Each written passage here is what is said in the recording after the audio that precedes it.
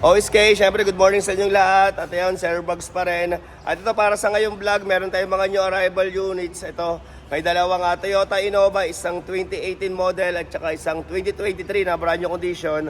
At meron tayong isang Vios din dito na 11,000 mileage, 2024 model at itong ating Everest. Ayan, matagal ko na rin siyang ginamit kasi ang daming laman ng RFID. So ngayon, ito dinisplay ko na dito sa showroom at meron tayong itong CRV. So ito, ilang unit yun? 1, 2, 3, 4, 5. So 5 unit lang muna ipapakita natin sa ngayon. So ayan, isave nyo yung aking contact number para sa mga gusto magpa-schedule for viewing. Ayan, sabihan nyo ako na mas maaga para madala ko yung scanner natin na full system.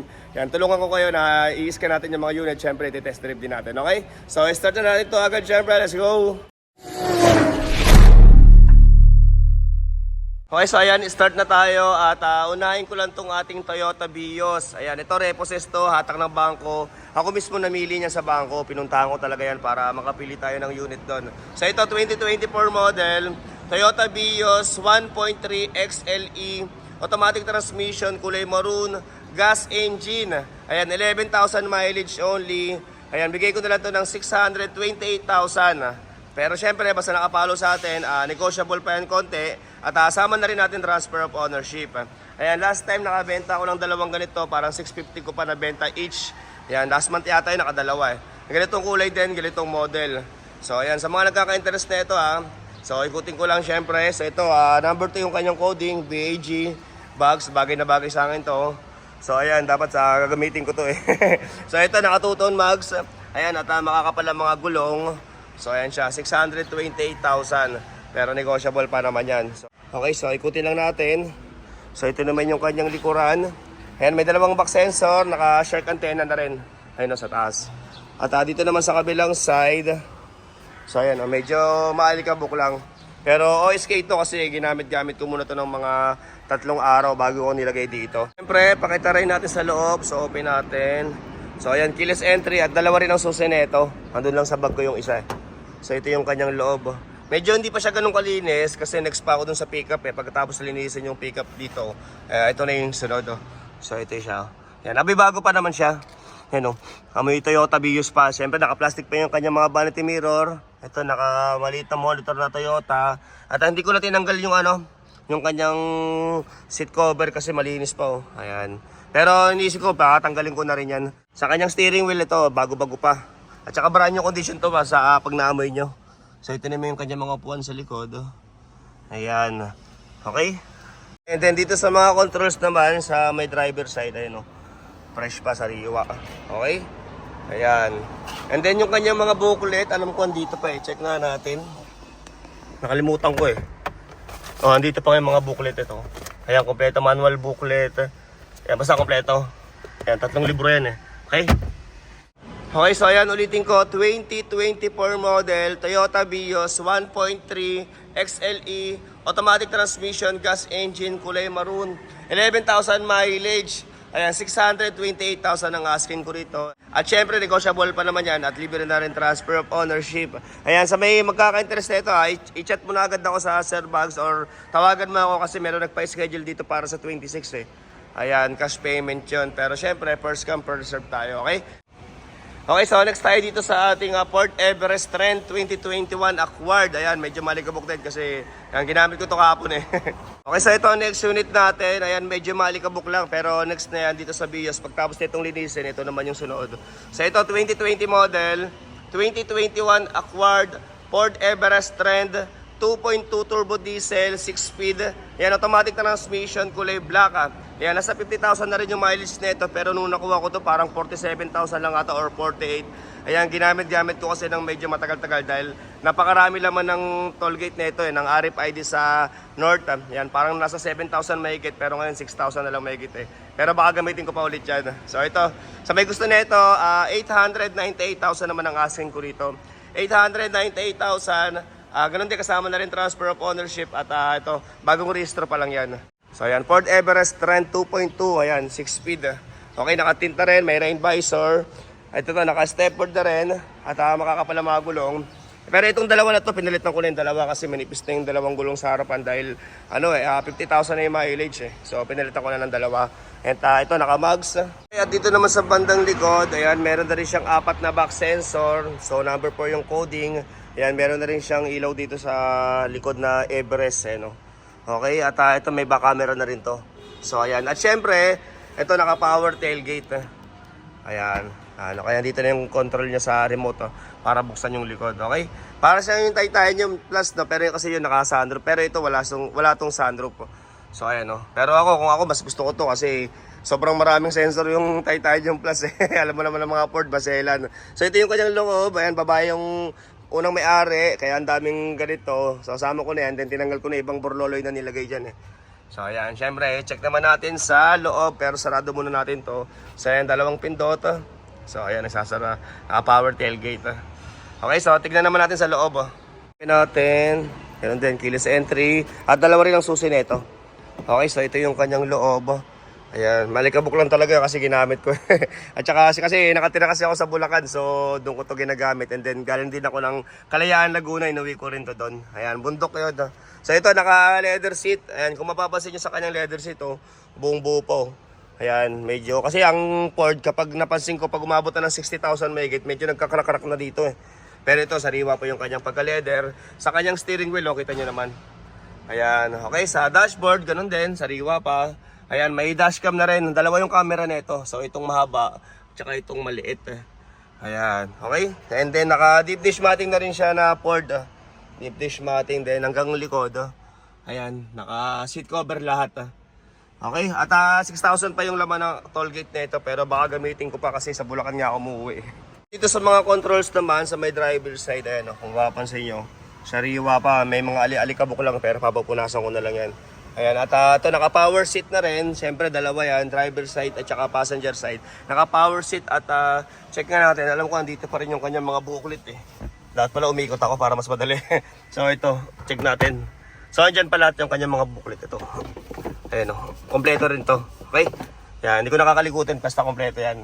Okay, at ito, naka-sidings na rin siya na leather. Yan, banda dyan Okay, lahat yan naka-sidings, pati dito sa driver side. At nagagawa rin kami ng ganyan, sa mga gusto magpagawa ng ganyan sidings sa kotse nyo. Ginagawa rin natin yan. And then, syempre, yung leather seat, alam nyo na, sa mga gusto magpagawa, ayan, dito na kayo magpagawa sa akin. Nabigyan ko kayo discount at ayun, 3 years warranty sa mga gusto magpagawa ng ganito. German leather sa mga kotse nyo. Okay? Okay, so ayan, ulitin ko, 2020 model, 2021 acquired, Ford Everest Trend, 2.2 turbo diesel, automatic transmission, kulay black, 50,000 mileage. Ayan, okay, 898,000 ang asking ko rito, 898,000, negotiable pa naman yan. At yun, kasama na rin transfer of ownership basta nakapalo sa atin. Okay, kasi lahat ng mga unit natin, hanggat maaari, sinasama ko transfer of ownership, syempre, kasi ngayon, NCAP na tayo. Hindi natin alam, baka sa mga unang mayari nito may mga huli. So, para kasama transfer, kung sakali may dapat bayaran, kami na magbabayad doon, okay? Para safe tayo lahat, everybody happy. Okay, so next unit tayo. Okay, so ito, next unit natin. Ayan, sa mga nag-PPM sa akin na naghahanap ng Innova na kulay silver, ito, meron tayo ngayon. 2023 model, Toyota Innova 2.8e, automatic transmission, diesel engine, ayan, kulay silver, 25,000 mileage only, at ito, casa maintain with casa record. Ayan, sa may gusto na ito, 1,068,000 ang asking dito, pero syempre, negotiable pa rin yan. At ganun din, kasama na rin transfer of ownership. 1,068,000. Ito, para siyang bago, napakakintab, napakakinis, casa maintain with casa record. Okay, so ito, naka-2-tone mags din. Syempre, makakapal ang mga gulong. Ayan, sariwa sa kanyang pintura, parang flawless to Brand new condition, 2023 model. So ayan, number 9 yung kanyang coding, 2.8e. Ayan, turbo diesel, kulay silver. Syempre, check naman natin yung kanyang loob Okay, at ito naman yung kanyang loob Ayan, may bago pa to, napakabango. Ayan, sa kanyang dashboard. And ito, meron na rin siyang monitor na Toyota na maliit. Syempre, sobrang fresh pa ng kanyang steering wheel. 25,000. First owner to, dalawang susi Okay, kasi maintain with casa record Okay, at para sa magpapasend ng sample quotation for financing, i-direct message nyo na lang ako sa aking messenger sa Sir Bugs. Ayan. Ito type nyo lang sa mga Facebook nyo, Sir Bugs. Diyan na lang kayo mag-inquire ng quotation sa financing para ma-send na kayo ni admin, and then ng list of requirements para ma-send lang din kayo. Okay? So ulitin ko to, 2023 model, Toyota Innova 2.8e, automatic transmission, kulay silver, diesel engine. Ayan, 25,000 mileage, 1,068,000 ang kanyang asking. 1,068,000 at negotiable pa yan, and kasama na rin transfer of ownership. Okay, so next unit tayo. At ito, meron din tayo new arrival na Hilux 2023 model. Ayan, G ang variant pero nililinis pa eh. Hindi pa siya ready. Mamaya siguro pa ito matatapos. Pero ang asking nito ay 1,188,000, 1.188. 2023 model Toyota Hilux G. Ayan, kulay black, diesel engine at mababaling din ang mileage nito. Kaya next content ko na lang to sa mga naghahanap, or i-chat mo na lang ako or mag-comment ka dito sa vlog ko. Okay? Okay, and pasilip ko lang din yung loob nito kasi ayan, ngayon lang tayo ulit nagkaroon ng Hilux eh. Ayan, ang hirap kasi bumili sa bangko dahil ito, nakukuha ka agad eh. So ito yung kanyang plaka, yan, number 0, automatic transmission. Okay, Toyota Hilux 2023 model, 1,188,000 ang asking nito. At ito, meron na rin siyang mga, ito, may bubog na dito sa bandang likuran. Ayan, pinupuli detail lang eh. Okay?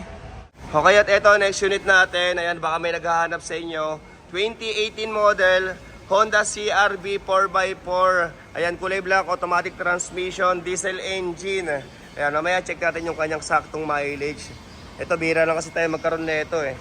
Ayan, all-wheel drive ng Honda CR-V 2018 model, diesel engine, 7-seater. Ayan, so ito, number 1 yung kanyang coding. Ito, napaka-fresh pa rin ang kanyang pagkapintura. Siyempre, ito, naka-2-tone mugs at makakapal ang mga gulong. Ayan, original paint pa to ha. Wala pang ginagawa dito. Linis lang yan. So, ito, all-wheel drive. May 4 na back sensor. ID Tech. So, ayan. So, check naman natin yung loob. Ayan, open lang natin. At ito, naka 360 camera na rin pala siya. Okay, so, tignan naman natin. Para iba yung pagka-black ng kulay nito. Okay? So, ito yung kanyang loob. Ayan, may monitor na rin. Siyempre, ito, naka-leather seat. So, ayan siya. Push start button. Ayan, sariwang steering wheel. Pati yung kanyang dashboard. Napaka-fresh pa. Okay, then, check natin kung nandito pa yung kanyang mga booklet. So, nandito pa naman. Ayan. Okay? Then, tingnan din natin yung kanyang saktong mileage. Okay, so, ayan. Siyempre, start natin para makita natin yung kanyang saktong mileage. So, tapak brake. Ayan, one click start. So, ganda ng ano na ito rito. Okay, so 60,000 yung kanyang saktong mileage at syempre hinahanap natin yung radyo. Baka tayo makapiright. Ayan, patayin na lang natin. So ito yung kanyang mga controls. Ayan, then dito sa kanyang siding, so naka-leather na pero napakasariwa po. At may design na kahoy dito. So ayan, din yung kanyang mga controls. Ayan. Okay, check naman natin dito sa bandang upuan sa likod. So ayan, naka-leather seat din. Okay, napakasariwa na ito. At syempre, ito yung mga upuan naman sa pang 7-seater. Nakatupi lang, pero 7-seater siya. Okay? Okay, so ayan, ulitin ko. 2018 model, Honda CR-V all-wheel drive. Yan, automatic transmission, diesel engine, kulay black, 7-seater. 1,120,000 ang asking dito. 1.120, pero syempre ganun din, negotiable upon viewing. At kasama na rin transfer of ownership. And then kung ito'y pasuna at kailangan na rehistro, yan, libre na rin natin yan basta nakapalo sa atin, okay? 1,120,000 ang asking para sa 2018 model Honda CR-V all-wheel drive. Okay, so next unit tayo. Okay, so ito, next unit natin. Ayan, last time may mga naunahan sa mga Innova na na-vlog ko, nabili agad. So ito, meron tayong bago ngayon. 2017 model, Toyota Innova 2.8G. Ayan, as guwapo, G variant, automatic transmission, kulay maroon. Ayan, 868,000 naman ang asking dito. 868,000 at ganun din, negotiable upon viewing. And then together with transfer na rin yan. Okay, so ito, number 4 yung kanyang coding. Ayan, siyempre may paglight na rin. Naka-mags, makakapal ang mga gulong. G variant. Okay, ito, naka-tint na rin. May rain visor. So ikutin lang natin, syempre baka kasi meron tayong makita na hindi natin magugustuhan. So ito naman yung kanyang likuran. Kaya may dalawang back sensor naman sa likod. 2.8G. Check naman natin yung loob. So ayan, open lang natin, keyless entry. At ito, first owner din siya. Okay? So open lang natin. Ayan, medyo maingay, daming maingay na motor. So ito yung kanyang loob. Ayan, may bubble gum to ah. So ito 2.8G. So may stock na monitor, automatic transmission, lagay ng mga baso, may armrest, syempre may compartment yan pagka pinuksan mo. At wala lang siyang seat cover, naka ano lang tela. Pero kulay brown yung kulay. So ayan siya. May sidings na rin na kulay brown. Ayan o. Okay, then yung kanyang mga booklet is nandito pa naman. Ayan o, kompleto pa. Ayan. Okay. Check naman natin yung kanyang saktong mileage. Ayan, so ito 86,000. Ayan. Okay, so sa may gusto na ito, syempre sabihan mo lang ako. So ito, nakakaganda ng design niya rito, kulay brown, no? Sariwa din yung kanyang mga controls dyan. Okay, so ayan, ulitin ko, 2017 model, Toyota Innova G. Ayan, 2.8 turbo diesel, automatic transmission, kulay maroon. Ayan, 80k plus mileage. Okay, 868,000 naman ang asking dito. 868,000 at ayun, super negotiable pang viewing. Dito, mga ka-spaghetti, huwag kayong mahiyang tumawad kasi yung mga bossing natin dito, napakadaling kausap. Basta pasok na yung tawad nyo, ayan, bibigay niya na yan, okay? Okay, so yun na lang muna para sa ngayon. Yan, sana may napili kayong unit. At para sa ibang sasakyan naman na hinihintay nyo, na hindi ko pa na-vlog, baka meron tayo. Ayan, mag-comment na lang kayo dito sa vlog ko kasi, yan, kasi yung may mga new arrival pa tayo na hindi ko pa nabablog. Okay, so, syempre, Starbucks pa rin. Thank you very much for watching.